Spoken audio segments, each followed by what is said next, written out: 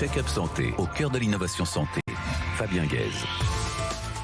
Bonjour à tous, ravi de vous retrouver sur BFM Business dans Check-up Santé. Les dispositifs médicaux profitent des nouvelles technologies pour faire des progrès fulgurants. Exemple, le tout nouveau pacemaker équipé de Bluetooth de la société Microport CRM, dont le siège et le site de production sont à Paris, assez rare pour le préciser.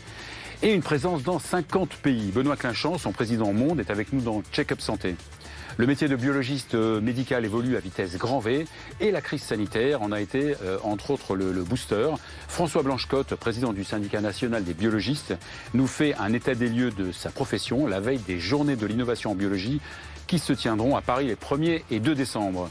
C'est la pharmacien numéro 1 des médias sociaux et on le comprend vu son dynamisme. Léa Vauquier sort un important livre, Les conseils pharma de Léa aux éditions Marabout. À première vue, ces conseils sont très efficaces. Check-up Santé, la meilleure amie des professionnels de santé, c'est parti. Benoît Clinchamp, bonjour. Bonjour Fabien.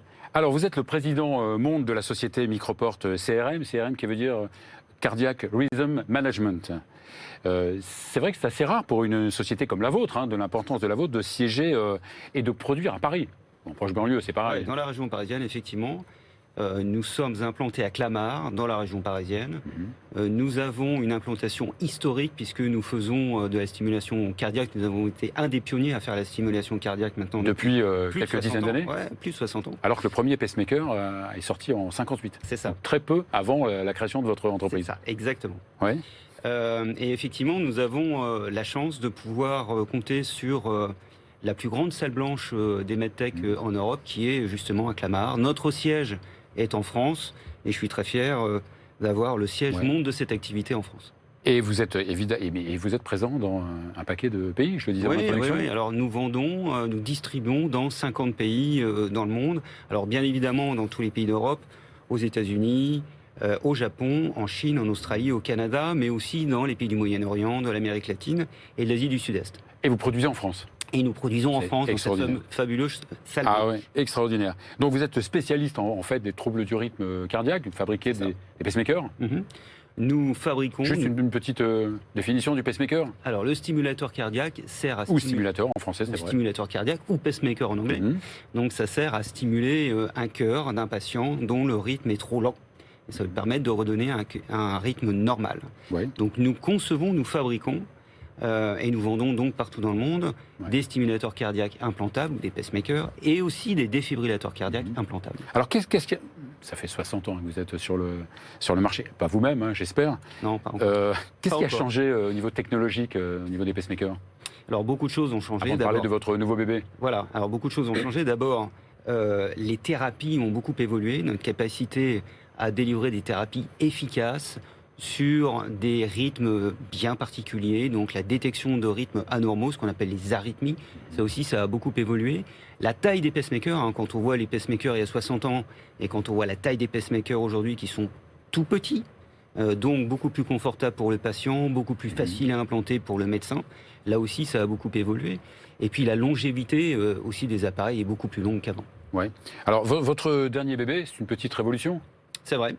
C'est un stimulateur cardiaque qui a la technologie Bluetooth et qui permet donc de communiquer à distance avec le médecin ou les équipes soignantes. Parce que maintenant, la télémédecine, ou en tout cas le télésuivi, on n'est pas encore vraiment dans la télémédecine, mais le télésuivi de nos appareils permet donc d'éviter de ramener les patients à l'hôpital. Et ça, on voit bien qu'en période de crise sanitaire, comme celle du Covid-19, c'est important de ne pas ramener tout le monde à l'hôpital. Donc de les contrôler à distance ? On les surveiller ? On les surveille à distance. On est capable de surveiller à distance. Le médecin, le cardiologue ou les équipes soignantes sont capables de se connecter sur un cloud sécurisé qui va être connecté lui-même avec le pacemaker via un moniteur dédié. Alors justement, qui dit connecté, on a vu tous les problèmes de cybersécurité. Qui dit connecté, dit sécurité. Absolument. Et on a beaucoup travaillé sur la sécurité. Vous la garantissez comment, cette sécurité ? Alors, on la garantit par une communication encryptée. On la garantit de plusieurs manières. Une communication encryptée qui permet d'avoir une communication codée entre le pacemaker qui est dans le corps du patient et un terminal Android dédié. Et la deuxième chose, c'est que justement ce terminal ne sert qu'à ça. C'est-à-dire qu'on n'a pas choisi de faire communiquer avec le smartphone Avec du un patient. smartphone, quel qu'il soit. On le fait communiquer avec, ça ressemble à un smartphone, mais un terminal Android qui va être dédié à cette application, qui ne fait que ça. Et c'est donc un système fermé qui n'a pas de communication avec le monde extérieur. On peut dire qu'il est dégooglisé. Dégooglisé. C'est beau comme terme. C'est très beau. Vous êtes membre du SNITEM, du Syndicat national Absolument. de l'industrie et Absolument. des technologies médicales. Je le disais, c'est quand même rare d'être en France. Est-ce que pour ça, on a des avantages de la part des autorités, de la part de Alors, on n'a pas, certaines institutions? on n'a pas beaucoup d'avantages. On a Parce que quand vous même. devriez être récompensé quand même. Oui, c'est vrai, on essaye, surtout avec le discours de souveraineté qui est quelque chose mis en avant par le gouvernement aujourd'hui. Alors, on a quand même des facilitations au niveau du fameux crédit impôt recherche pour faire de la recherche et du développement en France. Et toute notre équipe de R&D, j'ai plus de 200 ingénieurs qui sont à Clamart. Notre centre d'expertise R&D est en France. Donc c'est vrai que là-dessus, on est aidé. Néanmoins, Il y a un mais quand même. Il y a un mais. Oui, il y a un mais quand même, parce que c'est vrai qu'on n'est pas beaucoup aidé par rapport à la compétition. La compétition est étrangère.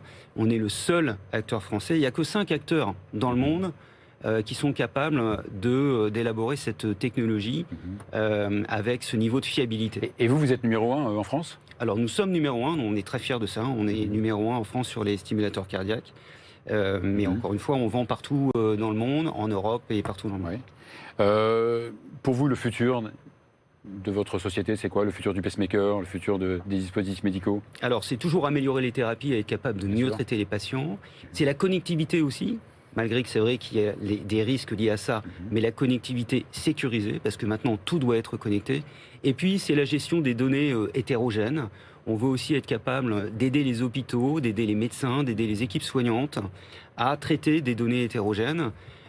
Et pour ça, on utilise l'IA, l'intelligence artificielle, oui. pour pouvoir traiter ces données. Sélectionner les vraies alertes des fausses alertes. Par exemple, mais aussi essayer de prédire les maladies. Et c'est ça le rêve qui serait absolument fantastique, essayer de prédire avant que ça arrive. Oui. Et ça, ce serait quelque chose de merveilleux. Parce que le pacemaker ne traite pas seulement le rythme lent ou les pauses cardiaques, il peut traiter aussi l'insuffisance cardiaque. Il peut traiter l'insuffisance cardiaque, il peut diagnostiquer l'apnée du sommeil. Donc un pacemaker a beaucoup de capteurs, hein, est capable de détecter beaucoup de choses, et donc peut aider à détecter et à diagnostiquer des maladies, évidemment. Alors le pacemaker, il n'est pas toujours compatible IRM? On ne peut pas faire d'IRM à quelqu'un qui est porteur d'un pacemaker? Alors si, c'est on pas peut. un peu l'avenir? Oui. Si, bien sûr, on peut, et nos stimulateurs cardiaques sont compatibles avec un IRM. Et c'est important parce qu'effectivement, les patients qui sont implantés doivent être suivis aussi pour généralement d'autres comorbidités. Il est important que ces patients puissent subir un examen IRM alors qu'ils sont implantés. Ouais, quels sont vos rapports avec l'hôpital? Donc, vous apportez aussi du service à l'hôpital? Ça aussi, c'est le futur un peu de... Bien sûr, bien sûr. Nous devons et nous mettons en œuvre un maximum de moyens pour aider d'abord les médecins à implanter plus vite et essayer de simplifier leurs tâches en salle d'opération. Nous essayons aussi, comme je disais... formation un petit peu, non? Vous formez aussi? Oui, alors on forme à la technicité de nos produits, mais on essaye aussi de comprendre quels sont les gestes que le cardiologue, le médecin implanteur va faire pour pouvoir l'aider à faire des choses plus simples. Et on essaye aussi d'aider les équipes soignantes, les hôpitaux, avec des services appropriés à gérer les données patients, à gérer le flux des patients, à gérer les dossiers des patients, qui sont toujours des choses... Aucun pays ne vous a jamais demandé de vous délocaliser?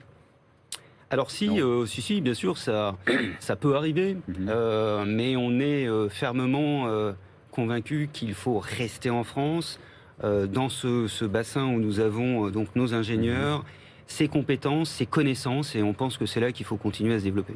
Merci Benoît Clinchamp. Merci Fabien. Je rappelle que vous êtes président monde de Microport CRM. On va à présent accueillir François Blanchecotte, qui est le président du syndicat national des biologistes, pour le moins utile en ce moment. BFM Business, Check-up Santé, au cœur de l'innovation santé.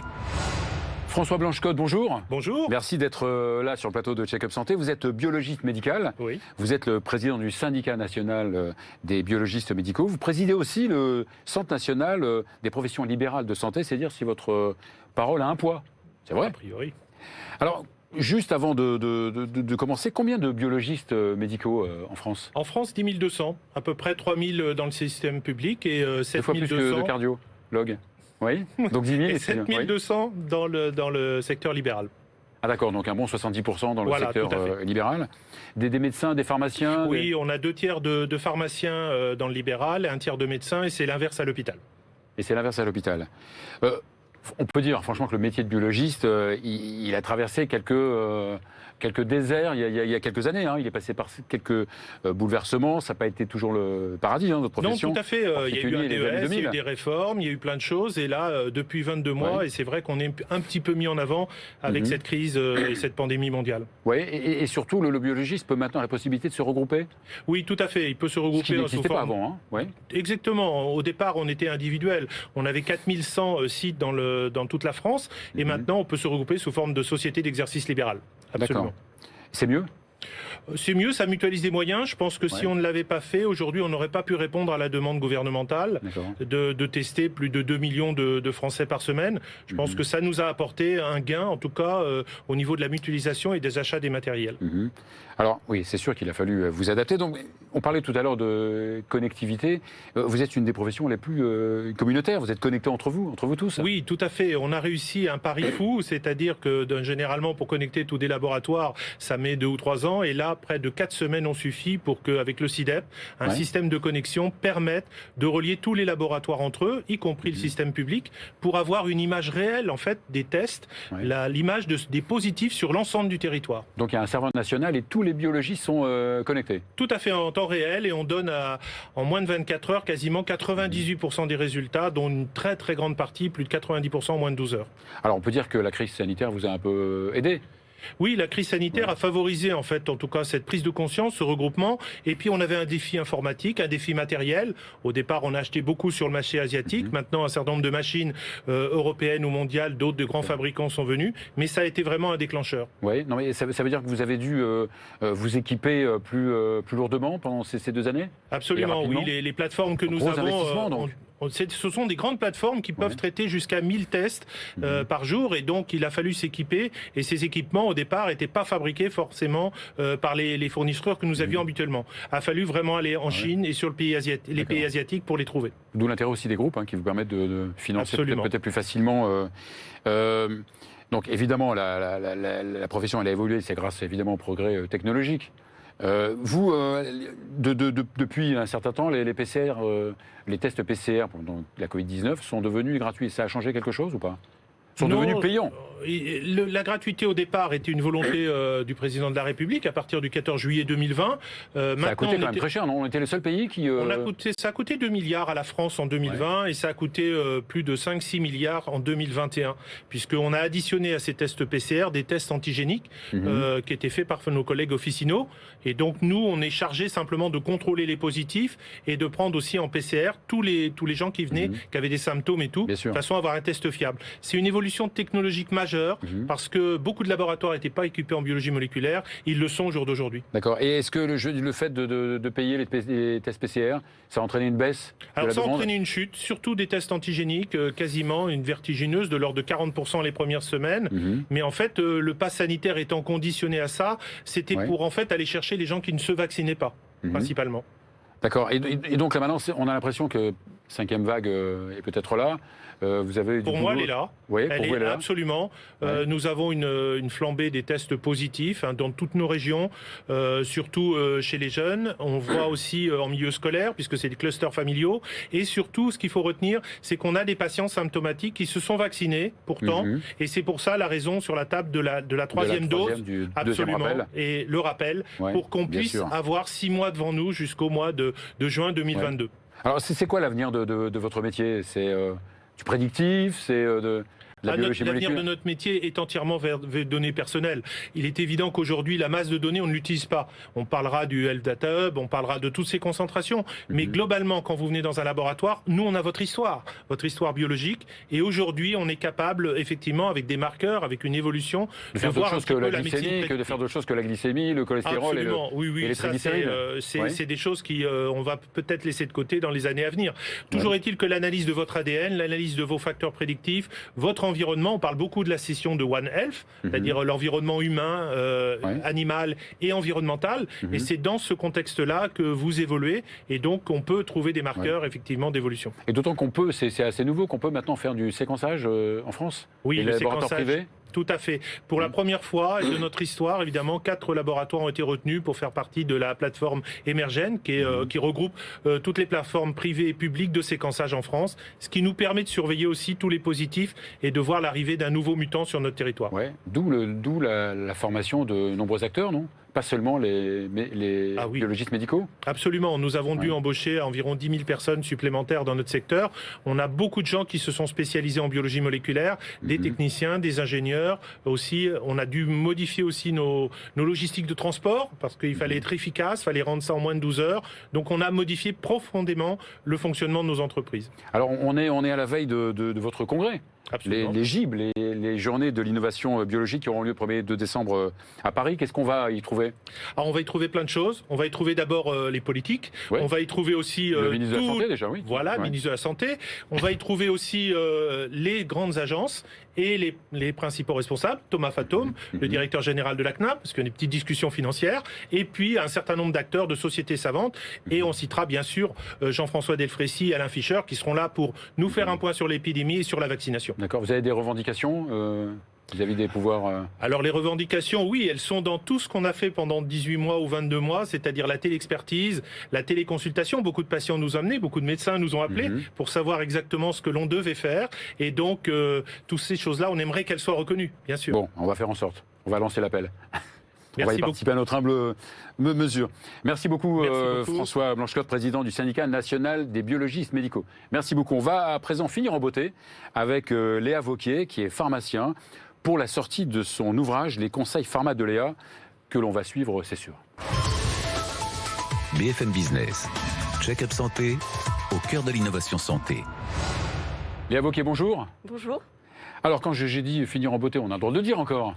Merci beaucoup. Surtout quand c'est vrai. Alors, vous êtes pharmacien, on ne dit pas pharmacienne. Oui, tout à fait. Vous êtes pharmacien à Aix-en-Provence. Exactement. Et merci d'avoir fait le trajet pour venir ici. C'est un Depuis plaisir. 8 ans à peu près, non ? Oui, depuis Ouais. environ 8 ans. Alors aujourd'hui, je suis pharmacien remplaçant de par mes activités parallèles. Oui, on a pu constater. Notamment la création de contenu qui prend quand même pas mal de temps, mais je garde toujours un pied dans la pharmacie. Alors vous donnez depuis 3 ans des conseils aussi utiles que sourcés surtout. C'est important sur les réseaux sociaux, en particulier Instagram, et ça cartonne. Oui, c'est vrai que le compte est en progression, on va dire. Et je pense que oui, ça plaît. La santé naturelle intéresse de plus en plus de personnes. Et c'est ce que je prodigue sur mon compte Instagram, notamment la micronutrition. Ouais. Mais vous payez de votre personne. On vous voit, évidemment, c'est normal. Mais vous êtes aidé, non, pour ça ou pas, non ? Ah non, là, c'est uniquement toute seule. Je crée mes contenus seule. Incroyable. Je réfléchis, j'essaie d'être créative. Et vous êtes donc le pharmacien numéro 1 des médias sociaux. Vous aviez combien de followers sur Instagram ? Là, j'en ai 54 300. Bon, il faudra les faire payer un jour, non ? Non. Ah bah non, c'est le but. C'est que l'information santé reste accessible pour tous et gratuite. Alors, des conseils au livre, il y avait qu'un pas ? Pardon ? Vous aviez des conseils que vous donnez sur Instagram au livre que vous avez rédigé, il y avait qu'un pas ? Oui, en fait, vu que sur Instagram, je faisais beaucoup de visuels, d'informations visuelles, le livre, en fait, ça a été vraiment une évidence. Et quand on m'a proposé de faire ce projet, j'ai tout de suite adhéré. Ouais. Et puis en plus de ça, c'est vrai que par Instagram, on est assez limité en termes de contenu. Et dans le livre, j'ai pu beaucoup plus développer les conseils. C'est un bon travail. Vous y êtes mis combien de temps pour l'écrire ? J'ai commencé en septembre 2020. Le confinement vous a aidé un peu ? Ah oui, là ça tombait à pic du coup. Ça tombe bien. C'est vrai. Donc c'est un gros bouquin, c'est vraiment un très gros bouquin. Alors de quoi on parle ? Alors c'est un grand guide familial qui va être divisé en 6 grands parties, 6 grands chapitres. Troubles digestifs, troubles nerveux, troubles dermato, troubles hormonaux, troubles vasculaires. Et en fait, au travers de ces 6 chapitres, je traite plus de 50 pathologies, on va dire. Pathologies de tous les jours, quoi. Oui, des pathologies de tous les jours, courantes. ou même des troubles fonctionnels. C'est-à-dire c'est pas les troubles fonctionnels. En fait, il n'y a pas de lésion au niveau des organes, mais pour autant, il y a une plainte de la part du patient et souvent l'allopathie a ses limites dans ces cas-là. Ouais. Et grâce à la santé naturelle et notamment à la micronutrition, on va venir trouver la cause, expliquer tous les facteurs de risque. Donc vous ne prenez pas la place des médecins, attention. Ah non, absolument pas. L'allopathie et la micronutrition et l'allopathie sont totalement complémentaires. Donc, mais dans votre livre, ça va, on part du diagnostic que vous faites parfois, en fonction des symptômes. Oui, alors en fait, en micronutrition, on a une anamnèse assez complète avec beaucoup de questions qui permettent de mettre en évidence un potentiel, on ne peut pas dire vraiment un diagnostic, mais après il y a la biologie préventive qu'on peut pratiquer quand on fait de la consultation en micronutrition pour permettre justement d'affirmer un diagnostic. Ouais. Donc quand on parle de médecine alternative, dans le bon sens du terme, c'est pas seulement la micronutrition, non? Non, il y a la moi dans la micronutrition, j'inclus aussi la phytothérapie, tout ce qui est probiotique, on sait que vous êtes spécialisé, vous avez un DU de... Oui, j'ai passé le DU, j'ai pas encore eu le résultat. J'espère que je l'ai validé, mais... Ils sont obligés là. Ils vont voir l'émission, ils sont obligés de vous valider. Oui, donc il n'y a pas que la nutrition, il y a aussi d'autres. En fait, dans la micronutrition, j'inclus la phytothérapie, tout ce qui est micronutriments, donc vitamines, minéraux, oligo-éléments, mais aussi l'hygiène de vie, la nutrition à proprement dite et la santé environnementale. Parce qu'on sait que dans certains développements de maladies chroniques, eh bien, l'environnement est impliqué. Et donc, j'essaye de donner des conseils en termes d'hygiène de vie aussi dans le livre. Tout à fait, d'épigénétique, puisqu'aujourd'hui, on sait qu'on n'est pas conditionné par notre génétique de nos parents. Par nos chromosomes. Voilà, exactement. Et qu'on sait que l'environnement vraiment vient impacter l'expression de nos gènes. Et aujourd'hui, on est obligé de tenir compte de cet environnement et pour... Qui peut modifier l'expression de nos gènes. Exactement. C'est pas si simple. On n'est pas guidé uniquement par notre patrimoine génétique. Dans le livre, je fais un petit chapitre justement sur l'épigénétique. J'essaie de vulgariser ça pour que ça reste compréhensible. Vous donnez aussi des conseils même sportifs? D'ailleurs, on vous voit des conseils de sport et sport santé. Plutôt dans mon compte Instagram. On vous voit bouger dans tous les sens. C'est vrai que j'ai fait un point. Bravo. Merci. Vous donnez c'est vrai que le bon l'activité exemple. physique régulière, sans parler d'activité sportive, c'est essentiel à une bonne santé en fait. Oui, on parle plus d'activité physique évidemment. Voilà. On n'est pas obligé de faire du 110 mètres haies pour. Non, pas du tout. Ça peut passer par de la marche rapide. Oui, et donc une de vos spécificités, c'est que vous étudiez aussi le patient dans sa globalité. Voilà, le but en fait, c'est quand il y a un symptôme, c'est d'essayer d'aller trouver la cause.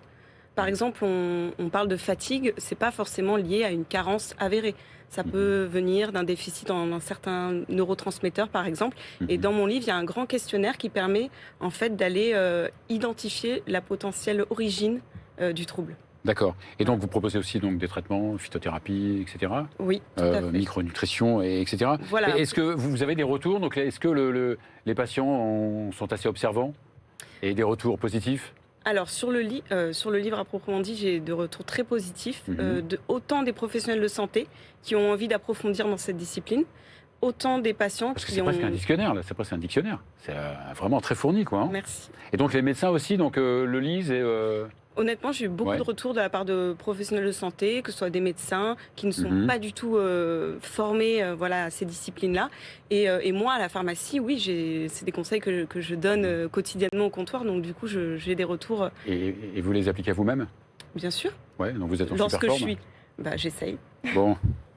Merci beaucoup Léa. Merci à vous. Franchement, on vous dit pour ce super ouvrage, archi documenté et surtout facile à lire. Merci de nous avoir suivis, on se retrouve la semaine prochaine.